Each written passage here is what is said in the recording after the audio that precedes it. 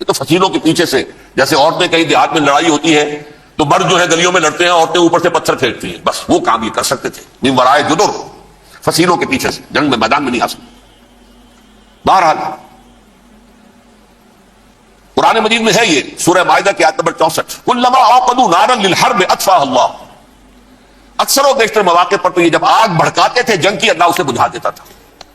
لیکن بہرحال اس کے باوجود جنگیں ہوئی، غزوہ بدر، غزوہ احد ہوئی کہ نہیں؟ یہ ساری اصل شرارت نہیں، اور اس کے نتیجے میں حضور نے پھر ایک ایک کر کے 3 قبیلوں کو سزا دی۔ غزوہ بدر کے فوراً بعد بنو قینقاع نکالے گئے مدینے سے، غزوہ احد کے فوراً بعد بنو نذیر نکالے گئے، اور غزوہ احزاب کے بعد بنو قریظہ نکال دیے گئے۔ ان کے 1000 سال ختم ہوئے تو 11ویں صدی میں سیکنڈ ملینیم شروع ہوا، تو پہلی صلیبی جنگیں ہوئی، لاکھوں مسلمان قتل کیے۔ صرف یروشلم کے اندر اتنا خون بہایا ہے کہ خود ان کے ہسٹورینز لکھتے ہیں کہ جب ان صلیبیوں نے، جب گھوڑوں کے ساتھ وہ چل رہے تھے گلیوں میں، تو ان کے گھوڑوں کے گھٹنوں تک خون کی ندی بہ رہی تھی۔ پہلے بھی عربوں کے ہاتھوں سے نکلا تھا بیت المقدس، یروشلم، عرب واپس نہیں لے سکے تھے۔ کرد خون صلاح الدین ایوبی اس نے واپس لیا، عربوں میں دم نہیں رہا تھا، عیاشیوں کی وجہ سے کھوکھلے ہو چکے تھے۔ میں تجھ کو بتاتا ہوں تقدیر امم کیا ہے، شمشیر و ثنا اول، طاؤس و رباب آخر۔ یہی وجہ ہے کہ تقریباً 20 صدی کے بعد ان کی حکومت ختم۔ آسمارا حق بود در خون بارت برزمی بر زوال ملک مستعصم امیر المومنین، یہ ہوا کہ نہیں ہوا؟ جبکہ آئے ہیں تاتاری ہورڈز، اور جنہوں نے کہ آخری خلیفہ بنو عباس اسے محل میں سے نکالا، ایک کھال کے اندر لپیٹ کر، اور اپنے گھوڑوں کے سوؤں تلے کچل دیا۔ عرب معزول کر دیے گئے تھے، لیکن اب دوبارہ عربوں کو جب سہارا ملا ہے، لیکن اب بھی انہوں نے کہیں اسلام قائم نہیں کیا۔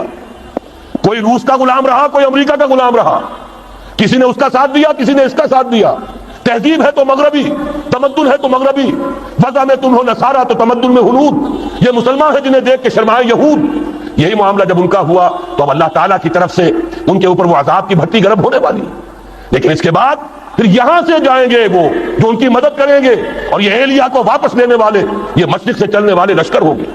یہ اسی علاقے میں جب انقلاب آ جائے گا، یہ علاقہ خراسان اور پاکستان، جب یہاں نظام خلافت قائم ہوگا، یہاں سے اسلام کی توسیع ہوگی، اور یہاں سے جانب مشرق ہند اور جانب مغرب یہ جو یہودیوں کا سیلاب آ رہا ہے، ان دونوں کا مقابلہ کرنے کے لیے انشاءاللہ العزیز، ورنہ یہ حسابتان جو ہے ایک حدیث میں جمع کرنے کی کوئی اور حکمت ہو نہیں سکتی، ورنہ تو ہندوستان پہ کئی لشکر آئے ہیں، لیکن یہ کہ در حقیقت اسی وقت جبکہ عالم عرب میں وہ بھٹی دہکے گی، اسی وقت یہاں انقلاب آ چکا ہوگا۔ ایک طرف یہاں سے مدد کے لیے لشکر جائیں گے کہ جو مسلمان عرب جو ہے ان کی مدد کریں گے، حضرت مہدی کے جھنڈے تلے لڑیں گے، حضرت مہدی کی حکومت کو مستحکم کریں گے، جو اتبعون للمہدی، دوسری طرف وہ ہندوستان کی طرف پیش قدمی کریں گے، اور یہیں سے جیسے اس وقت سیلاب نکلا تھا جزیرہ نما عرب سے، ایک داہنی طرف ایک بائیں طرف، ایران، افغانستان، ترکستان، ادھر مصر، لیبیا، الجزائر، مراکش، موریتانیہ، اسی طریقے سے انشاءاللہ اسی علاقے سے اس کا آغاز ہوگا اور بات آگے بڑھے گی۔ تو غد اثر حاصل کیا ہے؟ یہ ہونا ہے، پچھلے آثار ثابت کر رہے ہیں کہ ہونا ہے، حضور کی احادیث بتا رہی ہے کہ یہی سے ہونا ہے۔ ہوا صرف یہ ہے ہم بھٹک گئے، ہمیں اپنی منزل یاد نہ رہی۔ میں تو بہرحال ان لوگوں میں سے ہوں جنہوں نے نعرے لگائے تھے پاکستان کا مطلب کیا، لا الہ الا اللہ۔ میں سن 46 میں یہاں حبیبیہ ہال میں قائد اعظم نے مسلم اسٹوڈنٹ فیڈریشن کے جس اجلاس کو خطاب کیا تھا، ضلع حصار سے جو 2 ڈیلیگیٹ آئے تھے ان میں سے ایک میں تھا۔ میں نے بہرحال اس تحریک میں بھی حصہ لیا ہے، ایک ننھے کارکن کی حیثیت سے لیا ہے، پھر حالات کو بدلتے اپنے آنکھوں سے دیکھا ہے، ہم کہاں سے کہاں جا پہنچے ہیں۔ ضرورت صرف اس بات کی ہے کہ آج ہمارا حال یہ ہے، ہماری قیادت، ہماری سیاست ان لوگوں کے ہاتھ میں ہے کہ وہ فریب خوردہ شاہی کے پلاح و کرگسوں میں اسے کیا خبر کہ کیا ہے، تب وہ تاب جاویدانہ، ان کی تہذیب مغربی، ان کی ذہنیت مغربی، ان کی وضاقتہ مغربی، ان کا تمدن مغربی، ان کی سوچ مغربی، ان کے سارے اطوار مغربی۔ حضرت عمر رضی اللہ تعالیٰ عنہ قائد خلافت ہے، بیت المقدس کا محاصرہ کیا گیا، فصیل بڑی اونچی، شہر اندر سے سیلف سفیشینٹ، حملے کا راستہ کوئی نہیں، محاصرہ طول کھینچ رہا ہے، لیکن ان کے پاس رسد بھی موجود ہے، پانی بھی موجود ہے، وہ دروازے بند کر کے بیٹھے ہوئے۔ بالآخر اللہ تعالیٰ کی مشیت کا ظہور کیسے ہوا؟ ان کے کچھ علماء آئے فصیل پر، کہا دیکھو مسلمانوں، تم قیامت تک بھی یہاں پڑے رہو گے محاصرہ کر کے، ہمارا یہ شہر فتح نہیں ہوگا۔ ہاں ایک درویش بادشاہ کے ہاتھوں یہ شہر فتح ہونا ہے، لیکن تمہارے اندر ہمیں وہ نظر نہیں آ رہا۔ ابو عبیدہ بن الجراح رضی اللہ تعالی عنہ امین هذه الامہ، ان کا فوراً ذہن گیا وہ درویش بادشاہ مدینے میں بیٹھا ہوا ہے عمر رضی اللہ تعالی۔ اب ایک اور عمر بھی ہے جو قندھار میں بیٹھا ہے، نقشہ وہی ہے، سادگی کی حد تک نقشہ وہی، بالکل وہی، اپنی آنکھوں سے دیکھا وہی سادگی۔ عمر اول عمر ثانی تھے عمر بن عبد العزیز۔ اب ایک اللہ کے فضل سے اللہ تعالیٰ ایدہ اللہ بنصرتہ، اللہ تعالیٰ ان کی نصرت فرمائے، دشمنوں کو ان کے مقابلے میں نیست و نابود کرے۔ انہوں نے ریکویسٹ بھیج دی کہ حضور تشریف لائیے، یہ شہر فتح ہو جائے گا۔ وہ ہے سفر تاریخی، اتنا طویل سفر، تقریباً 700 میل، ایک اونٹ، ایک خادم، ایک منزل پہ امیر المومنین اوپر بیٹھے، خادم آگے چل رہا ہے، اگلی منزل پہ خادم اوپر بیٹھا ہے، امیر المومنین آگے جا رہا ہے۔ اور جب پہنچے ہیں تو وہ باری تھی خادم کی، انہوں نے ہاتھ جوڑ دیا، حضور خدا کے لیے تم کیا کہیں گے لوگ، وہ میرا برا حال کر دیں گے، تمہیں شرم نہیں آئی؟ امیر المومنین پیدل آگے چل رہے ہیں، نکیل پکڑ کر، تم بیٹھے ہو اوپر براج مانو۔ حضرت عمر فرمایا دوڑو دوڑو، نہیں باری تمہاری ہے، بیٹھ۔ اس حال میں پہنچے، اور پھر یہ کہ ابو عبیدہ بن الجراح آئے ہیں، استقبال کیا ہے تو دیکھا ہے اس حال میں چلے آ رہے ہیں، عمر نکیل پکڑے ہوئے چلے آ رہے ہیں، اور کہتے ہیں کہ کہیں کیچڑ ویچڑ تھا، جوتے خراب ہو گئے تھے، وہ بھی اتار کے ہاتھ میں پکڑے ہوئے، کپڑے تو ہی پھٹے ہوئے۔ انہوں نے کہا کہ حضرت ابو عبیدہ نے، دیکھیے یہ بڑا متمدن ملک ہے، بڑا مہذب علاقہ ہے یہ، آپ ذرا حلیہ اپنا دوست فرما لیں تب جا کے پیش کروں، ہم آپ کو کریں گے۔ آپ نے فرمایا نحن قوم اعزنا اللہ بالاسلام، ہم وہ قوم ہیں جنہیں اللہ نے عزت دی ہے اسلام کے ذریعے سے، کپڑوں کے ذریعے سے، دولت کے ذریعے سے۔ اسی حال میں گئے ہیں، اوپر سے انہوں نے کھڑے ہو کر نشانیاں دیکھی، اپنی کتابیں کھولی، ہاں یہ وہی ہے، اچھا لو جی سرنڈر، شہر تمہارے ہاتھ میں۔ خون کا ایک قطرہ نہیں بہا اور بیت المقدس فتح ہو۔ لیکن اس وقت حضرت عمر نے ایک نرمی یہ کی کہ یہودیوں کے لیے بھی اسے اوپن سٹی قرار دے دیا۔ یہ احسان عظیم حضرت عمر کا، اس سے پہلے یہودی آ ہی نہیں سکتا تھا، داخل ہی نہیں ہو سکتا تھا، وہاں وہ آ کر وزٹ نہیں کر سکتا تھا، زیارت نہیں کر سکتا تھا اپنے مقدس مقامات کی۔ حضرت عمر نے یوں سمجھیے کہ تقریباً 550 برس کے بعد ان کے لیے راستہ کھولا ہے کہ ہاں تم آ سکتے ہو، زیارت کر سکتے ہو۔ لیکن یہ عیسائیوں نے لکھوایا معاہدے کے اندر، انہیں یہاں آپ آباد ہونے کی اجازت دیں، لیکن کم وزٹ دی پلیسز، دیکھیں زیارتیں کریں اور جائیں۔ یہ معاہدہ حضرت عمر کا ہے رضی اللہ تعالیٰ، جو پھر خلافت راشدہ کے بعد بنو امیہ نے بھی اس کو آرڈر کیا، بنو عباس نے کیا، پھر جو ہمارے یہ ترکوں میں اندر خلافت آئی تو ترک خلفاء نے بھی اس معاہدے کی پوری پابندی کی۔ فلسطین میں آ سکتے ہیں یہودی صرف زائرین کی حیثیت سے، وہاں آباد نہیں ہو سکتے۔ اب آئیے اگلا دور آیا حضرت عثمان کا دور خلافت۔ یہ ہے وہ وقت کہ اب یہود نے امت مسلمہ کی پیٹھ میں چھڑا ہوگا۔ وہ کیسے؟ ایک یہودی عبداللہ ابن سبا اسلام کا لبادہ اوڑھ کر آ گیا،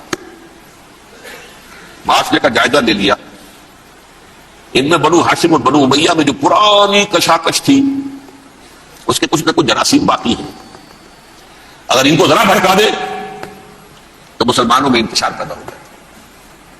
کہا یہ عثمان کون ہے؟ یہ تو بنو امیہ میں سے ہے، یہ حق تو بنو ہاشم کا ہے، خلافت ان کے پاس ہونی چاہیے، محمد کے تو رشتہ دار وہ ہے صلی اللہ علیہ وسلم۔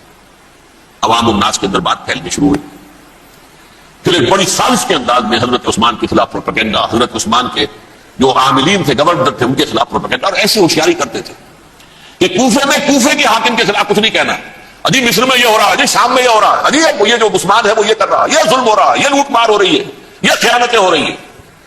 اب نہ تو اس زمانے میں مینز آف کمیونیکیشن، کیسے تصدیق کریں گے؟ افواہیں تو آپ آج کراچی کے اندر شروع ہو جائے تو پتہ نہیں چل سکتا کسی کو کہ کیا اس میں صداقت ہے کیا جھوٹ ہے، اور بری بات جو ہے فطرت انسانی کی کمزوری ہے وہ فوراً قبول کرتا ہے، کسی کے بارے میں اچھی بات ماننے کو تیار نہیں ہوتا، لیکن بری بات تو فوراً تیار۔ بہرحال یہ فتنہ انہوں نے اٹھایا، حضرت علی کی الوہیت کا فتنہ اٹھایا، حضرت عثمان کے خلاف الفتنۃ الکبریٰ برپا کیا، حضرت عثمان شہید ہوئے۔ اس کے بعد 5 برس تک مسلمان ایک دوسرے کی گردنیں کاٹتے رہے، بابی خانہ جنگی ہوئی، امت کو وہ زخم لگایا ہے جو آج تک جس سے خون رس رہا ہے۔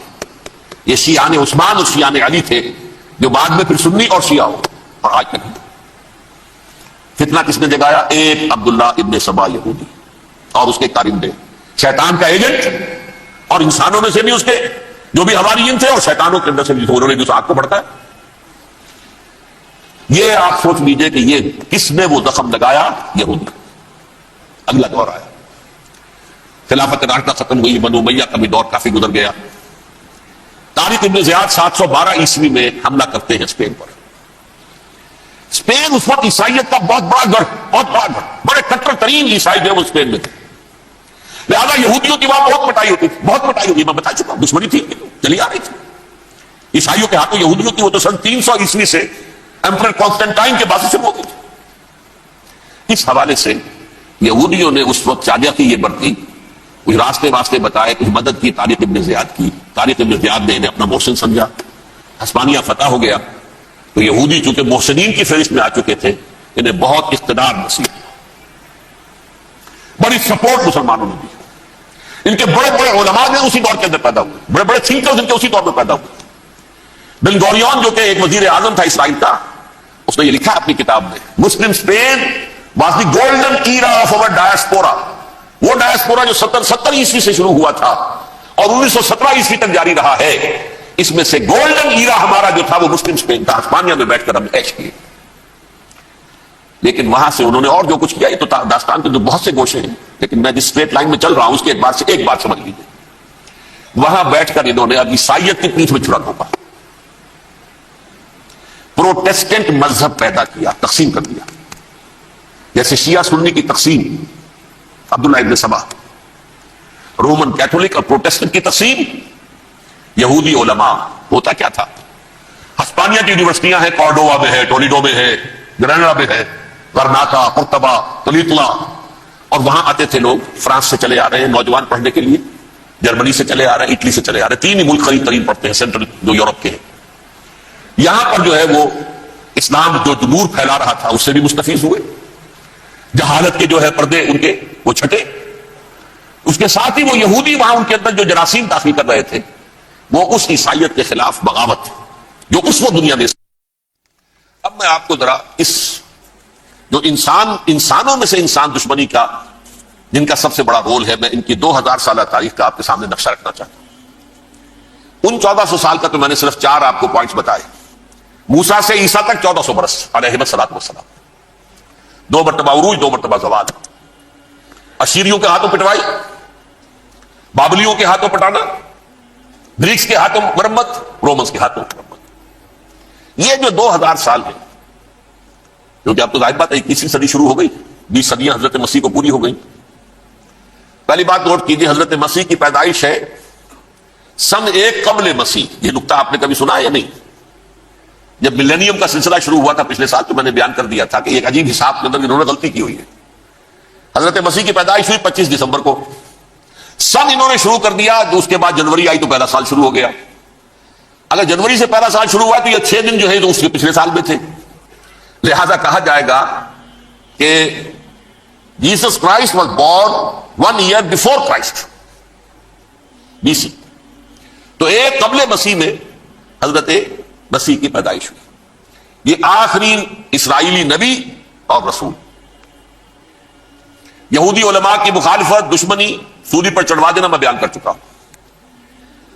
سن 33 عیسوی میں جبکہ حضرت مسیح کی عمر 33 برس تھی، اللہ تعالیٰ نے انہیں زندہ آسمان پر اٹھا لیا.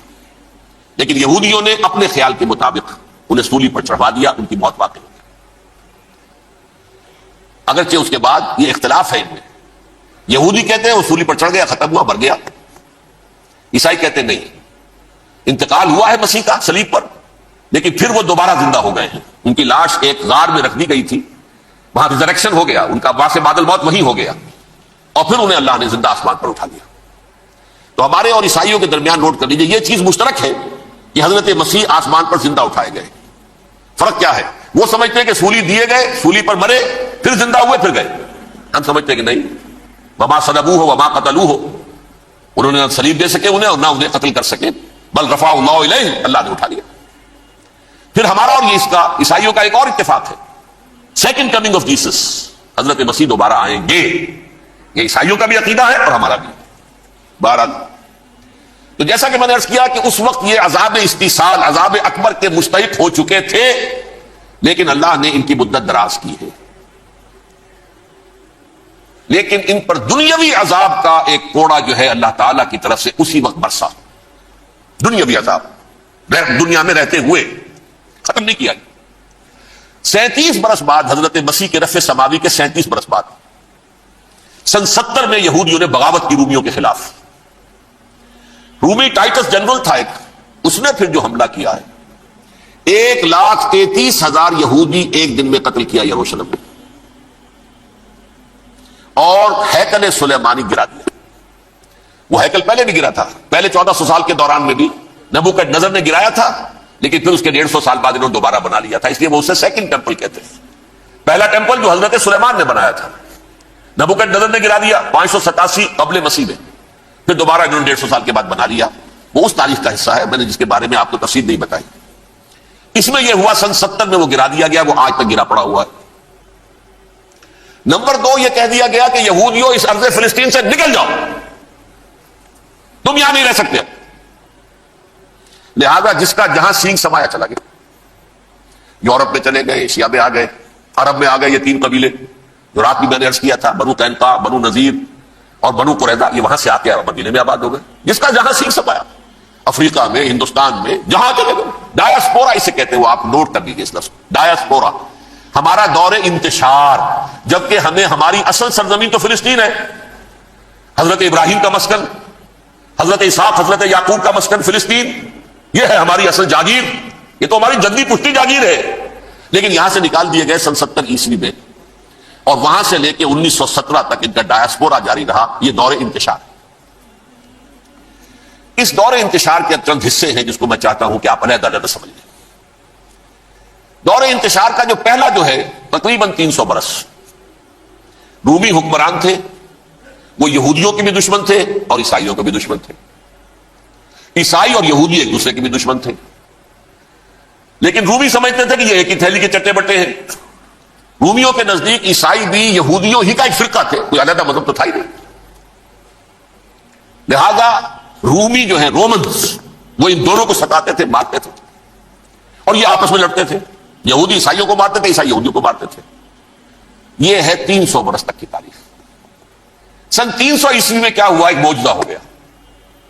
بہت عظیم ایمپرر کانسٹینٹائن, قسطنطین اعظم, رومن ایمپررز میں سے بہت بڑا ایمپرر, وہ عیسائی ہو گئے. اب تو معاملہ بالکل تلپٹ ہو گیا, پوری سلطنت عیسائی ہو گئی. اب عیسائیوں کے عیش ہو گئے اور یہودیوں پہ مار پڑنی شروع ہوئی. اب عیسائیوں کا آپ خود سوچئے کہ جنہیں وہ خدا بنا بیٹھے ہیں, خدا کا بیٹا قرار دے رہے ہیں, ان کے قاتل کون؟ یہودی بدماش. لہذا ان کی وہ پٹائی شروع ہوئی ہے یورپ میں, پوری رومن امپائر میں. انہیں ذلیل کیا گیا, شہروں میں آمد بند, علیحدہ رہو, گھیٹوز کے اندر رہو. یہودی کا نام جو ہے وہ گالی بن گیا, جیسے آج بھی یہودی گالی کہتے ہیں, جیسے خنزیر کا لفظ. آپ وہ بھی اللہ کی مخلوق ہے, لیکن آپ کو معلوم ہے کوئی شخص زبان پر نام نہیں لانا چاہتا خنزیر کا, سور کا. ہے تو مخلوق, وہ بھی ایک حیوان ہے. ایسے ہی ہے یہودی, یہودی گالی, جیو جیوٹ گالی. لہذا ایک طرف تو ان دونوں کے درمیان دشمنی, جس کو قرآن کہتا ہے وَأَغْرَيْنَا بَيْنَهُمُ الْعَدَاوَةَ وَالْبَغْضَاءَ, ہم نے ان کے مابین دشمنی جو ہے پیدا کر دی. اور جب یہ پوری سلطنت عیسائی ہو گئی تو قافیہ تنگ ہو گیا یہودیوں کا. اب آئیے 571 عیسوی, یعنی جبکہ ڈایاسپورا کو کتنا عرصہ ہو چکا تھا, 500 برس.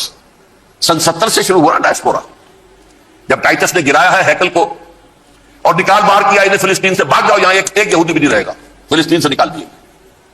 اس کے پورے 500 برس بعد سن 571 عیسوی میں حضور کی پیدائش ہوئی, ولادت با سعادت محمد رسول اللہ صلی اللہ علیہ وسلم. 610 میں آپ پر وحی کا آغاز ہوا. لیکن حضور کے ساتھ ان کا معاملہ کیا رہا؟ اول تو جبکہ حضور ابھی مکے ہی میں تھے, یہودیوں نے ریشہ دوانیاں شروع کر دی حضور کے خلاف.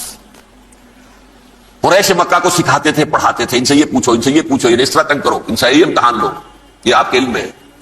سورہ بنی اسرائیل میں, سورہ کہف میں وہ سوالات, جو امتحانی سوالات آئے تھے, ذوالقرنین کون تھا, اصحاب کہف کون تھے, تم رسول بنے پھرتے ہو تو بتاؤ, اور یہ روح کی حقیقت کیا بتاؤ. یہ ساری ریشہ دوانیاں کر رہے تھے بیٹھے ہوئے ابھی وہیں پر. حضور ابھی پہنچے بھی نہیں. ہجرت فرما کر حضور تشریف لے آئے تو حضور نے, جسے ماسٹر سٹروک کہا جائے گا, یعنی اسٹیٹس مین شپ کا ماسٹر سٹروک, آپ نے مدینے میں آتے یہودیوں کے ساتھ پیکٹ کر دیا، جوائنٹ ڈیفنس پیکٹ آف مدینہ، کہ اگر مکے والے ہم پر حملہ کریں گے تو ہم مل جل کر ایک قوم کی حیثیت سے مقابلہ کریں گے۔ یہ میثاق مدینہ کہلاتا ہے، جس کے بہت غلط معنی پہنائے جا رہے ہیں آج کل۔ بہرحال میں موضوع میرا چونکہ یہ نہیں، میں ادھر نہیں جاؤں گا۔ لیکن ہوا کیا، ہر مرتبہ یہ خیانت کے مرتکب ہوئے، ان نے جو عہد کیے تھے ان سے پھرے، اندر ہی اندر سازش ریشہ دوانی، حضور کی بدترین دشمنی۔ سورہ نساء کی آیت نمبر 12 میں 14 میں 13 میں فرمایا ہے لا تزال تطلع علی خائنۃ منہم، اے نبی ہمیشہ آپ کے علم میں ان کی طرف سے خیانتیں، بدیانتیاں آتی رہیں گی۔ اور بار بار وہ مسلسل جنگ کی آگ بھڑکاتے تھے، قریش کو دعوت دیتے آؤ آؤ آؤ ہم اندر سے بغاوت کر دیں گے، تم آؤ تو صحیح، ختم کریں محمد کو اور اہل ایمان کو صلی اللہ علیہ وسلم رضی اللہ تعالی عنہ اجمعین۔ لیکن پھر جب وہ آتے تھے تو یہ دبک جاتے تھے، ان میں ہمت نہیں تھی، میدان کے مرد نہیں رہے تھے کہ سورہ حشر میں ان کا نقشہ کھینچا گیا ہے، کھلے میدان میں مقابلے کی اس کے اندر صلاحیت ہی نہیں ہے۔ یہ تو فصیلوں کے پیچھے سے، جیسے عورتیں کہیں دیہات میں لڑائی ہوتی ہے تو مرد جو ہے گلیوں میں لڑتے ہیں، عورتیں اوپر سے پتھر پھینکتی ہیں، بس وہ کام یہ کر سکتے تھے، من ورائے جدر، فصیلوں کے پیچھے سے، جنگ میں میدان میں نہیں آ سکتے۔ بہرحال قرآن مجید میں ہے یہ سورہ مائدہ کی آیت نمبر 64 کلما اوقدوا نارا للحرب اطفاها اللہ، اکثر و بیشتر مواقع پر تو یہ جب آگ بھڑکاتے تھے جنگ کی، اللہ اسے بجھا دیتا تھا۔ لیکن بہرحال اس کے باوجود جنگیں ہوئی، غزوہ بدر، غزوہ احد ہوئی کہ نہیں، یہ ساری اصل شرارت نہیں۔ اور اس کے نتیجے میں حضور نے پھر ایک ایک کر کے 3 قبیلوں کو سزا دی۔ غزوہ بدر کے فوراً بعد بنو قینقاع نکالے گئے مدینے سے، غزوہ احد کے فوراً بعد بنو نذیر نکالے گئے، اور غزوہ احزاب کے بعد بنو قریظہ نکال دیے گئے۔ یہ تو میں نے آپ کے سامنے رکھ دیا صرف حضور کے زمانے میں ان کا کیا رویہ رہا دشمن۔ رات بھی ہم نے وہ آیت پڑھی تھی لَتَجِدَنَّ أَشَدَّ النَّاسِ عَدَاوَةً لِلَّذِينَ آمَنُوا الْيَهُودُ وَالَّذِينَ أَشْرَكُوا، اہل ایمان کی دشمنی میں شدید ترین تم پاؤ گے یہودیوں کو اور مشرکین بھی بعد میں ہے، پہلے یہود۔ حضور کے بعد کیا ہوا آپ یہ نوٹ کیجئے، یہ ان کی تاریخ کا دوسرا دور۔ حضرت عمر رضی اللہ تعالیٰ عنہ کا عہد خلافت ہے، بیت المقدس کا محاصرہ کیا گیا، فصیل بڑی اونچی، شہر اندر سے سیلف سفیشنٹ، حملے کا راستہ کوئی نہیں، محاصرہ طول کھینچ رہا ہے، لیکن ان کے پاس رسد بھی موجود ہے، پانی بھی موجود ہے، وہ دروازے بند کر کے بیٹھے ہوئے۔ بالآخر اللہ تعالیٰ کی مشیت کا ظہور کیسے ہوا، ان کے کچھ علماء آئے فصیل پر، کہا دیکھو مسلمانوں تم قیامت تک بھی یہاں پڑے رہو گے محاصرہ کر کے، ہمارا یہ شہر فتح نہیں ہوگا۔ ہاں ایک درویش بادشاہ کے ہاتھوں یہ شہر فتح ہونا ہے، لیکن تمہارے اندر ہمیں وہ نظر نہیں آ رہا۔ ابو عبیدہ بن الجراح رضی اللہ تعالی عنہ امین هذه الامہ، ان کا فوراً ذہن گیا وہ درویش بادشاہ مدینے میں بیٹھا ہوا ہے عمر رضی اللہ تعالی۔ اب ایک اور عمر بھی ہے جو قندھار میں بیٹھا ہے، نقشہ وہی ہے، سادگی کی حد تک نقشہ وہی، بالکل وہی، اپنی آنکھوں سے دیکھا وہی سادگی۔ عمر اول عمر ثانی تھے عمر بن عبد العزیز۔ اب ایک اللہ کے فضل سے اللہ تعالیٰ ایدہ اللہ بنصرتہ، اللہ تعالیٰ ان کی نصرت فرمائے، دشمنوں کو ان کے مقابلے میں نیست و نابود کرے۔ انہوں نے ریکویسٹ بھیج دی کہ حضور تشریف لائیے، یہ شہر فتح ہو جائے گا۔ وہ ہے سفر تاریخی، اتنا طویل سفر، تقریباً 700 میل، ایک اونٹ، ایک خادم، ایک منزل پہ امیر المومنین اوپر بیٹھے، خادم آگے چل رہا ہے، اگلی منزل پہ خادم اوپر بیٹھا ہے، امیر المومنین آگے جا رہے ہیں۔ اور جب پہنچے ہیں تو وہ باری تھی خادم کی، انہوں نے ہاتھ جوڑ دیا حضور خدا کے لیے، تم کیا کہیں گے لوگ، وہ میرا برا حال کر دیں گے، تمہیں شرم نہیں آئی، امیر المومنین پیدل آگے چل رہے ہیں، نکیل پکڑ کر تم بیٹھے ہو اوپر براجمان ہو۔ حضرت عمر فرمایا دور نہیں، باری تمہاری، بیٹھ۔ اس حال میں پہنچے، اور پھر یہ کہ ابو عبیدہ بن الجراح آئے ہیں، استقبال کیا ہے تو دیکھا ہے اس حال میں چلے آ رہے ہیں، عمر نکیل پکڑے ہوئے چلے آ رہے ہیں، اور کہتے ہیں کہ کہیں کیچڑ ویچڑ تھا، جوتے خراب ہو گئے تھے وہ بھی اتار کے ہاتھ میں پکڑے ہوئے، کپڑے تو تھے ہی پھٹے ہوئے۔ انہوں نے کہا کہ حضرت ابو عبیدہ نے دیکھیے یہ بڑا متمدن ملک ہے، بڑا مہذب علاقہ ہے، یہ آپ ذرا بھولیا اپنا دوست فرما دیں تب جا کے پیش ہم آپ کو کریں گے۔ آپ نے فرمایا نحن قوم اعزنا اللہ بالاسلام، ہم وہ قوم ہیں جنہیں اللہ نے عزت دی ہے اسلام کے ذریعے سے، کپڑوں کے ذریعے سے نہیں، دولت کے ذریعے سے نہیں۔ اسی حال میں گئے ہیں، اوپر سے انہوں نے کھڑے ہو کر نشانیاں دیکھی ہیں، اپنی کتابیں کھولی، ہاں یہ وہی ہے، اچھا لو جی سرنڈر، شہر تمہارے ہاتھ میں۔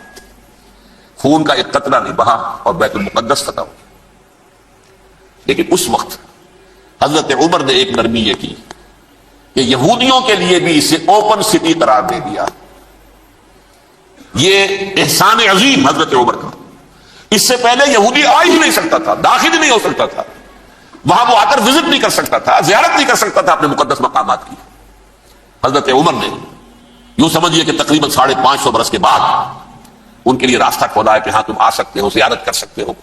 لیکن یہ عیسائیوں نے لکھوایا معاہدے کے اندر، انہیں یہاں آپ آباد ہونے کی اجازت نہیں دیں، لیکن کم وزٹ دی پلیسز، دیکھیں زیارتیں کریں اور جائیں.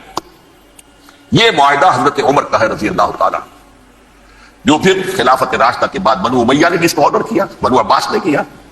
پھر جو ہمارے یہ ترکوں میں اندر خلافت آئی تو ترک خلفاء نے بھی اس معاہدے کی پوری پابندی کی. فلسطین میں آ سکتے ہیں یہودی، صرف زائرین کی حیثیت سے، وہاں آباد نہیں ہو سکتے. اب آئیے اگلا دور آیا حضرت عثمان کا دور خلافت. یہ ہے وہ وقت کہ اب یہود نے امت مسلمہ کی پیٹھ میں چھڑا کھولا. وہ کیسے؟ ایک یہودی عبداللہ ابن سبا اسلام کا لبادہ اوڑھ کر آ گیا، معاشرے کا جائزہ لے لیا. ان میں بنو ہاشم اور بنو امیہ میں جو پرانی کشاکش تھی اس کے کچھ نہ کچھ جراثیم باقی ہیں. اگر ان کو ذرا بھڑکا دے تو مسلمانوں میں انتشار پیدا ہو. کہا یہ عثمان کون ہے؟ یہ تو بنو امیہ میں سے ہے، یہ حق تو بنو ہاشم کا ہے، خلافت ان کے پاس ہونی چاہیے، محمد کے تو رشتہ دار وہ ہے صلی اللہ علیہ وسلم. عوام الناس کے اندر بات پھیلنی شروع ہوئی. پھر ایک بڑی سازش کے انداز میں حضرت عثمان کے خلاف پروپیگنڈا، حضرت عثمان کے جو عاملین تھے، گورنر تھے، ان کے خلاف پروپیگنڈا. اور ایسی ہوشیاری کرتے تھے کہ کوفے میں کوفے کے حاکم کے خلاف کچھ نہیں کہنا، اجی مصر میں یہ ہو رہا ہے، اجی شام میں یہ ہو رہا ہے، اجی یہ جو عثمان ہے وہ یہ کر رہا ہے، یہ ظلم ہو رہا ہے، یہ لوٹ مار ہو رہی ہے، یہ خیانتیں ہو رہی ہیں. اب نہ تو اس زمانے میں مینز آف کمیونیکیشن، کیسے تصدیق کریں؟ افواہیں تو آپ آج کراچی کے اندر شروع ہو جائے تو پتہ نہیں چل سکتا کسی کو کہ کیا اس میں صداقت ہے، کیا جھوٹ ہے. اور بری بات جو ہے فطرت انسانی کی کمزوری ہے، وہ فوراً قبول کرتا ہے. کسی کے بارے میں اچھی بات ماننے کو تیار نہیں ہوتا، لیکن بری بات تو فوراً تیار. بہرحال یہ فتنہ انہوں نے اٹھایا، حضرت علی کی الوہیت کا فتنہ اٹھایا، حضرت عثمان کے خلاف الفتنۃ الکبریٰ برپا کیا. حضرت عثمان شہید ہوئے. اس کے بعد 5 برس تک مسلمان ایک دوسرے کی گردنیں کاٹتے رہے، باہمی خانہ جنگی ہوئی. امت کو وہ زخم لگایا ہے جو آج تک جس سے خون رس رہا ہے. یہ شیعان عثمان اور شیعان علی تھے جو بعد میں پھر سنی اور شیعہ ہو، اور آج تک فتنہ کس نے جگایا؟ ایک عبداللہ ابن سبا یہودی اور اس کے کارندے، شیطان کا ایجنٹ، اور انسانوں میں سے بھی اس کے جو بھی حواریین تھے اور شیطانوں کے اندر سے بھی انہوں نے اس آگ کو بڑھتا ہے. یہ آپ سوچ لیجئے کہ یہ کس نے وہ زخم لگایا؟ یہودی. اگلا دور آیا، خلافت راشدہ ختم ہوئی، بنو امیہ کا بھی دور کافی گزر گیا. طارق ابن زیاد 712 عیسوی میں حملہ کرتے ہیں اسپین پر. اسپین اس وقت عیسائیت کا بہت بڑا گڑھ، بڑے کٹر ترین عیسائی جو ہے وہ اسپین میں تھے. لہذا یہودیوں کی وہاں بہت پٹائی ہوتی تھی، بہت پٹائی ہوئی. میں بتا چکا ہوں، دشمنی تھی ان کی، چلی آ رہی تھی عیسائیوں کے ہاتھوں یہودیوں کی. وہ تو سن 300 عیسوی سے ایمپرر کانسٹنٹائن کے بعد سے شروع ہو گئی تھی. اس حوالے سے یہودیوں نے اس وقت چالاکی یہ برتی، کچھ راستے واسطے بتائے، کچھ مدد کی طارق ابن زیاد کی. طارق ابن زیاد نے انہیں اپنا محسن سمجھا. ہسپانیہ فتح ہو گیا تو یہودی چونکہ محسنین کی فہرست میں آ چکے تھے، انہیں بہت اقتدار نصیب، بڑی سپورٹ مسلمانوں نے دی. ان کے بڑے بڑے علماء جو اسی دور کے اندر پیدا ہوئے، بڑے بڑے تھنکرز ان کے اسی دور میں پیدا ہوئے. بن گوریون جو کہ ایک وزیر اعظم تھا اسرائیل کا، اس نے یہ لکھا اپنی کتاب میں، Muslim Spain was the golden era of our diaspora. وہ ڈائسپورا جو 70 عیسوی سے شروع ہوا تھا اور 1917 عیسوی تک جاری رہا ہے، اس میں سے گولڈن ایرا ہمارا جو تھا وہ مسلم اسپین تھا. ہسپانیہ میں بیٹھ کر ہم عیش کیے. لیکن وہاں سے انہوں نے اور جو کچھ کیا، یہ تو داستان کے تو بہت سے گوشے ہیں، لیکن میں جس اسٹریٹ لائن میں چل رہا ہوں اس کے اعتبار سے ایک بات سمجھ لیجیے. وہاں بیٹھ کر انہوں نے اب عیسائیت کی پیٹھ میں چھڑا گھونپا، پروٹیسٹنٹ مذہب پیدا کیا، تقسیم کر دیا. جیسے شیعہ سنی کی تقسیم، عبداللہ ابن سبا. رومن کیتھولک اور پروٹیسٹنٹ کی تقسیم، یہودی علماء. ہوتا کیا تھا؟ ہسپانیہ کی یونیورسٹیاں ہیں، کارڈووا میں ہے، ٹولیڈو میں ہے، گریناڈا میں ہے، غرناطہ، قرطبہ، تولیتلا. اور وہاں آتے تھے لوگ، فرانس سے چلے آ رہے ہیں نوجوان پڑھنے کے لیے، جرمنی سے چلے آ رہے ہیں، اٹلی سے چلے آ رہے ہیں. 3 ہی ملک قریب ترین پڑھتے ہیں سینٹرل جو یورپ کے ہیں. یہاں پر جو ہے وہ اسلام جو نور پھیلا رہا تھا اس سے بھی مستفیض ہوئے. جہالت کے جو ہے پردے ان کے وہ چھٹے. اس کے ساتھ ہی وہ یہودی وہاں ان کے اندر جو جراثیم داخل کر رہے تھے وہ اس عیسائیت کے خلاف بغاوت تھی جو اس وقت دنیا میں عیسائیت اس وقت تھی. پوپ کا راج تھا دنیا میں اس وقت. یورپ میں جو عیسائیت تھی اس میں ایک طرف بادشاہ تھے لیکن بادشاہوں کی حیثیت وہاں پر یوں سمجھ لیجئے کٹ پتلیوں کی تھی. اصل قوت پوپ کے ہاتھ میں تھی. اور پوپ کو انہوں نے جیسے قرآن نے کہا اتخذوا احبارهم ورهبانهم اربابا من دون اللہ, کیونکہ سینٹ پال نے شریعت موسوی ساقط کر دی تھی تو اب شریعت تھی ہی نہیں. پوپ کو اختیار تھا جس چیز کو چاہے حلال قرار دے دے, جس چیز کو چاہے حرام قرار دے دے. اتخذوا احبارهم ورهبانهم اربابا من دون اللہ. انہوں نے کہا ساتھ کہ پوپ کس بلا کا نام ہے, یہ بھی انسان ہے. بات تو ٹھیک تھی نا. اصل حیثیت تو کتاب کی ہونی چاہیے, ڈیوائن بک, ریویلڈ اسکرپچر. لہذا یہ کتاب ہر شخص پڑھ سکتا ہے. کوئی پوپ کے باپ کو جو ہے کوئی اس کے لیے پروپرائٹری رائٹس تو نہیں ہے کہ صرف پوپ پڑھ سکتا ہے یا پادری پڑھ سکتے ہیں. ہم بھی پڑھ سکتے ہیں, ہم بھی سمجھ سکتے ہیں. یہ باتیں تھی کہ جن کو بڑھا چڑھا کر بیان کر کے اور پوپ کا اقتدار ختم کرا دیا اور توجہ مرکوز کر دی بائبل کی طرف. اب بائبل میں بڑا حصہ تو اولڈ ٹیسٹامنٹ کا ہے. نتیجہ کیا ہوا؟ یہود کی عصمت پروٹیسٹنٹس کے نزدیک مسلم ہو گئی. اصل قوم تو یہ ہے, وہ دشمنی بدلی کہ نہیں بدلی. موسیٰ کے امتی یہ ہے تو رات موسیٰ کو دی گئی, ابراہیم کی نسل یہ ہے. لہذا وہ جو دشمنی تھی, جو عداوت تھی کہ ہمارے خدا کو سولی چڑھانے والے ہیں یہ بدماش, اس کا ازالہ ہوا اس پروٹیسٹنٹ مذہب کے نتیجے میں. یہ میں اب آپ کو بتاتا ہوں کہ ایک نتیجہ وہ نکلا ہے جسے برٹرنڈ رسل نے بیان کیا ہے. اس کی کتاب ہے ان پریز آف آئیڈلنس, صفحہ 108. وہ لکھتا ہے the Christians retaining the Judaic belief in special revelation added to it the Roman desire for world wide domination and the Greek taste for metaphysical subtleties. The combination produce the most fiercely persecuting religion that the world has yet known. یہ تین چیزیں آ کر عیسائیت میں مل گئی. ایک تو جب اولڈ ٹیسٹامنٹ جو ہے وہ ان کے ہاتھ میں آ گئی, اور اس کے میں کچھ آپ کو بتا دیتا ہوں کہ اولڈ ٹیسٹامنٹ کی تعلیمات, کیونکہ یہ اولڈ ٹیسٹامنٹ جو ہے یہ محرف تھی. اصل تورات تو گم ہو گئی تھی 587 قبل مسیح میں, جب پہلی مرتبہ ہیکل جو ہے تباہ ہوا ہے اس وقت ختم ہو گئی تھی. اس کے کوئی 150 سال کے بعد انہوں نے یادداشتوں سے مرتب کر کے لکھی ہے. اب اس میں ان کے اپنے خیالات, اپنے امانی, اپنی توجیحات وہ شامل ہو گئی. لہذا آپ ذرا میں آپ کو حوالے دیتا ہوں اس کتاب کے اندر مظالم کی جو تعلیم دی گئی ہے. اہل کتاب نے اپنے مظالم قتل عام کے جواز کے لیے تورات میں تبدیلیاں کی اور پیغمبروں پر دہشت ناکی اور بدترین حرام کاری کے الزامات لگائے. سنیے, پہلا حوالہ ہے یہ گنتی باب 31 آیات 17-18. اس لیے ان بچوں میں جتنے لڑکے ہیں سب کو مار ڈالو, اور جتنی عورتیں مرد کا منہ دیکھ چکی ہیں ان کو بھی قتل کر ڈالو, لیکن ان لڑکیوں کو جو مرد سے واقف نہیں اور اچھوتی ہیں اپنے لیے زندہ رکھو. یہ کسی اللہ کی کتاب کا یہ جملہ ہو سکتا ہے, کسی ریویل بک کا؟ اور سنیے, یہ ہے استثناء ڈیٹرونومی باب 20 آیت 16-18. پر ان قوموں کے شہروں میں جن کو خداوند تیرا خدا میراث کے طور پر تجھ کو دیتا ہے کسی ذی نفس کو جیتا نہ بچا رکھنا, جیسا خداوند تیرے خدا نے تجھ کو حکم دیا بالکل نیست کر دینا. مرد, عورتیں, بچے, بوڑھے سب ختم. یہ کتاب مقدس ہے. اور سنیے, سیموئیل باب 27 آیت نمبر 9.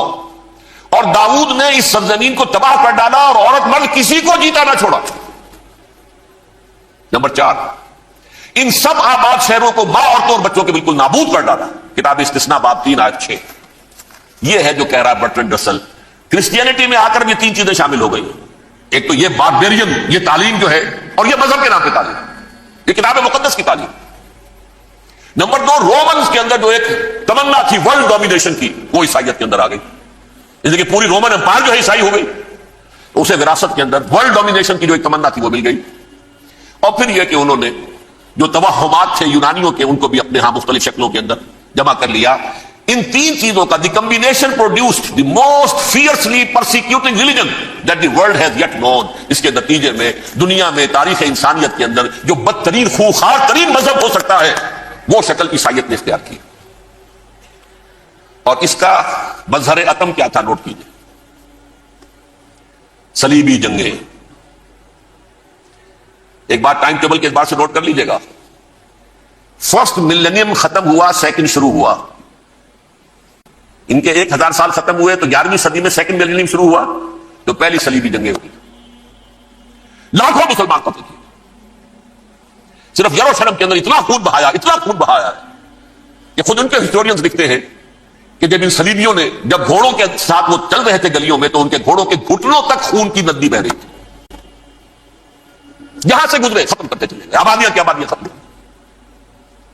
اگرچہ اس کروسیڈ میں گیہوں کے ساتھ گھن بھی پسا، یہودی بھی بہت مارے گئے. یہ فرانس سے، جرمنی سے جب یہ کروسیڈرز آ رہے تھے 3000 میل کا سفر طے کر کے آئے تھے. سوچئے تو صحیح. اربن ثانی پوپ جو تھا، آگ لگا دی تھی اس نے پورے یورپ کے اندر. شرم سے ڈوب مرو، تمہارے مقدس علاقے مسلمانوں کے ہاتھ میں. انفیڈلز، یہ کافر، یہ مرتد، یہ ملحد. مسیح جہاں پیدا ہوا، مسیح کو جہاں سولی دی گئی، وہ کہاں ہے؟ ان کے ہاتھ میں. وہ آگ لگائی ہے. 3000 میل کا فاصلہ طے کر کے یہ نوٹ پایا.